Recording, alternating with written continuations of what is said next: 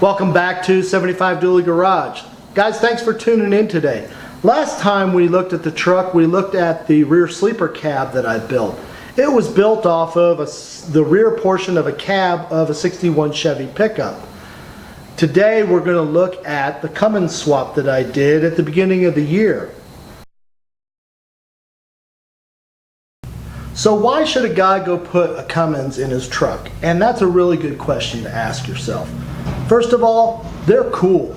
You could have two of these trucks side by side. One have a big block Chevy, and by the way, I'm a big block Chevy fan, so don't get me wrong.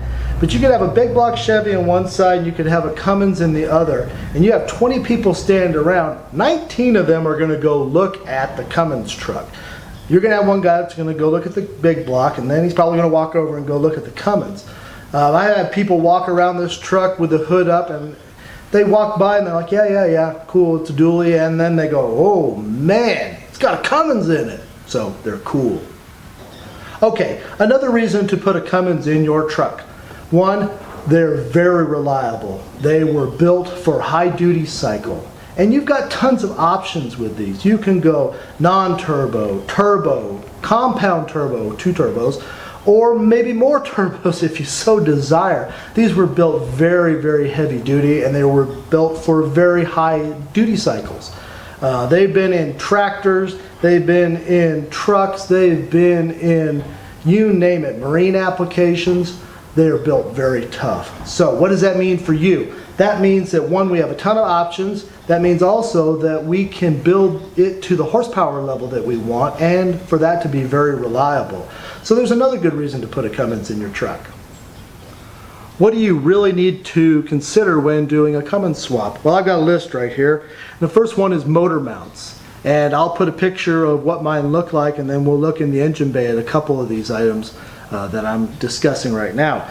The next one is a transmission mount. You're going to have to design a transmission mount depending on the transmission that you have, and we'll discuss the transmission type that I have behind this motor here in a minute. You're going to need room for the turbo. So do you have enough room? Do you need to create some room? Do you need to get rid of that AC pack on the firewall? Those are the type of questions you need to ask. Throttle linkage. I used the Dodge donor throttle linkage on this particular system, and it actually bolted right up, of course, to the engine because it came with the engine, but it also clipped right into the Chevy pedal that I have, the stock pedal. Cooling fans.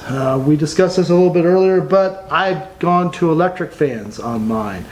However, if you want to do the mechanical fan, then you're going to need to make some clearance and room for that as well. Brake booster or hydro power, or sorry, hydro boost. I have a hydro boost unit on this particular truck, and it ties into the power steering pump, and that's actually what gives you the boost for your brakes. Alternator, and I'll show you a couple of the things that I learned in terms of hooking up a GM wiring system to the Dodge alternator. It does take a couple items that you're going to need. AC, are you going to run AC or not? If so, then you're going to have to make some room on the frame horn down below. Last is wiring. Let's discuss wiring for a sec, because what I want to suggest to you is to not use the old Chevy system. You can by all means use the old Chevy wiring harness, but most of it you're not going to use, okay? And the reason I say that, this truck really takes 3 wires to run it, okay? If you have a VE pump, it's going to take 12 volts to go to the timing mechanism on it. And then you're also going to need 12 volts to go to the shut-off system for it. And then the last wire goes to the alternator. So really you only need 3 wires to run this. So what I did is I went and got a 22 circuit wiring harness from Speedway Motors. And it's fantastic. It actually fits right into the original stock location that the old fuse box was. And I've utilized that system. It was so much simpler than trying to figure out all the old GM wiring schematics and trying to retrofit everything in. That's a pain. Let me save you some time and pain.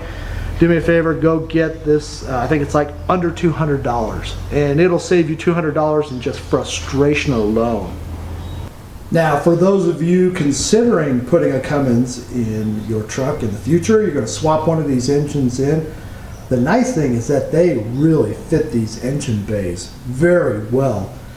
Within this, I didn't have to cut the firewall. The engine pan is sitting in line with the cross member.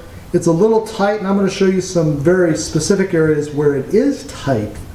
It's a tight fit, but as well, they fit these engine bays very well. So let's look at a couple of these key items.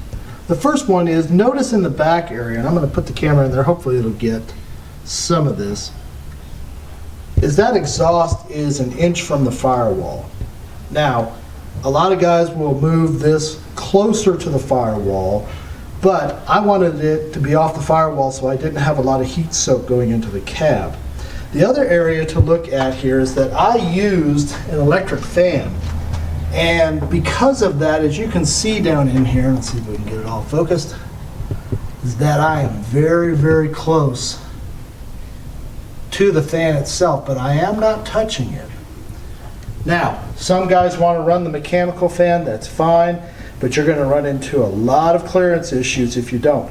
The one thing a lot of folks don't really understand about these motors is that they actually run really cool in comparison to, say, a 454 big block.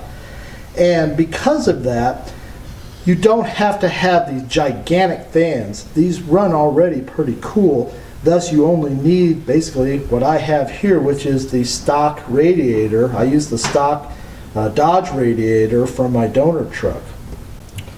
So one of the other areas that is tight in terms of fitment on these swaps is the turbo area.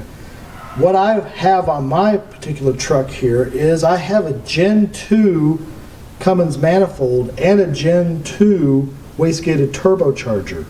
So that is very, very tight fit. That blanket, that heat blanket right there that you see, that's actually touching the AC unit, but I don't have any heat soak so far into that unit at all. It is, again, it's tight, but it is manageable.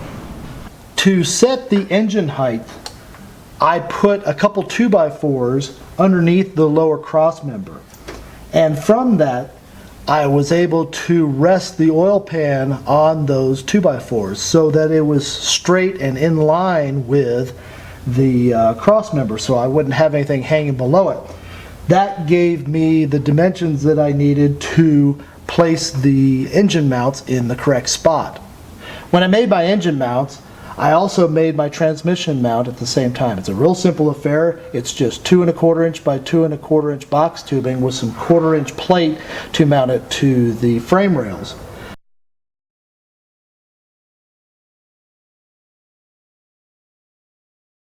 I used a Jeep transmission mount, it's a poly bushing, to mount the transmission to that cross member. So pretty simple. Okay, let's get the GoPro down in here, and I'm going to show you the motor mounts. What we're looking at right there is the fabricated mount that I built. What you're also seeing is that it's attached to the original big block, pillow block motor mounts. They lined up perfectly. It's not that hard of a fabrication. That's just a 1/4 inch plate and welded up and then bolted to the original block mounts. Let's talk about radiators and intercoolers for a minute. My particular setup has the 1991 Dodge radiator and intercooler. So this is what they call a Gen 1. And I was originally going to run the big block Chevy radiator, which was much wider, and that was my desire because everything would fit and look OEM. But the issue that you run into with a Gen 1 motor is that the intercooler is made to just go around, just fit around this particular radiator. Now, when you can go to a Gen 2, which is, I believe, 94 and up, correct me if I'm wrong, Internet, but that will fit around a big block radiator. However, this is what I had for my setup, So what do you need to install this? First of all, I made some mounts, as you can see here, just some little angle brackets.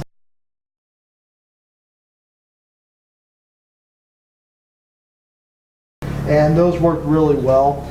I also had to clearance a couple items in behind the grill and then make some big holes in the core support so that I could get the plumbing in and out. The inlet, which is down on this side, and the outlet, which comes out this side.